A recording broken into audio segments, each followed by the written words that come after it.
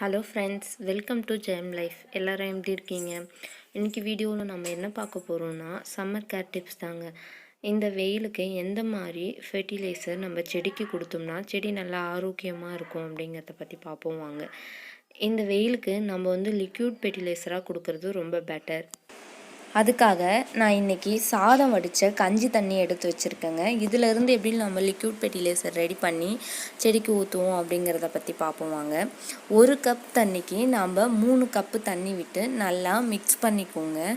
இது மிக்ஸ் பண்ணதுக்கப்புறம் நம்ம செடிக்கு அப்படியே டைரெக்டாக ஊற்றாமல் எப்படி ஊற்றுறோம் அப்படிங்கிறத வீடியோவை ஸ்கிப் பண்ணாமல் பாருங்கள். அதுக்கு முன்னாடி இந்த கஞ்சி தண்ணியில் என்னென்ன பயன்கள் இருக்குது, அதை நம்ம யூஸ் பண்ணால் என்னென்ன நன்மைகள் இருக்கும் அப்படிங்கிறத பற்றி பார்ப்போம் வாங்க.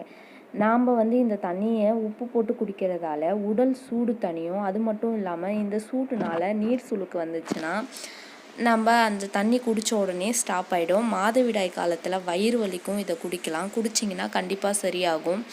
இந்த மாதிரி நிறைய பயன்கள் இருக்குது. அது மட்டும் இல்லாமல் இதில் விட்டமின் பி, மினரல்ஸ், தாதுக்கள், அந்த மாதிரி நிறைய சத்துக்கள் இருக்குது. இவ்வளோ சத்துக்கள் இருக்க ஒரு தண்ணியை நம்ம வேஸ்ட் பண்ணாமல் நம்ம செடிங்களுக்கு கொடுக்கறதால நம்ம செடி என்ன ஆகும்னா நல்ல பூக்கள் பூக்கும். நீங்கள் ரொம்ப நாள் செடி பூக்காமல் இருக்கா, அந்த மாதிரி செடிங்களுக்கு தாராளமாக இந்த தண்ணியை நீங்கள் விடலாம்.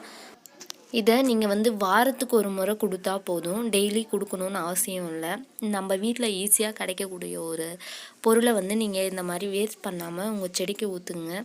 நீங்களும் இதே மாதிரி ட்ரை பண்ணி பாருங்கள். நீங்கள் அதாவது பூக்கள் பூக்கிற செடிக்கு மட்டும்தான் ஊற்றணும் அப்படின்னு ஒன்றும் இல்லைங்க. காய்க்கிற செடி, பழச்செடி, எல்லா செடிக்குமே நீங்கள் ஊற்றலாம். Money plant, indoor plant, outdoor plant, அந்த மாதிரி எல்லா செடிக்கும் நீங்கள் இந்த தண்ணியை யூஸ் பண்ணுங்கள். நல்ல ரிசல்ட் வரும். நீங்களும் இதே மாதிரி ட்ரை பண்ணி பார்த்துட்டு எப்படி இருந்ததுன்னு எனக்கு கமெண்ட் பாக்ஸில் கமெண்ட் பண்ணுங்கள்.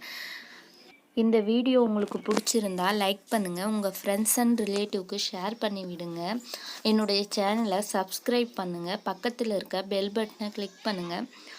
அப்போ தான் நான் போடுற வீடியோ உங்களுக்கு உடனே நோட்டிஃபிகேஷனாக வரும். தேங்க்யூ, பாய்.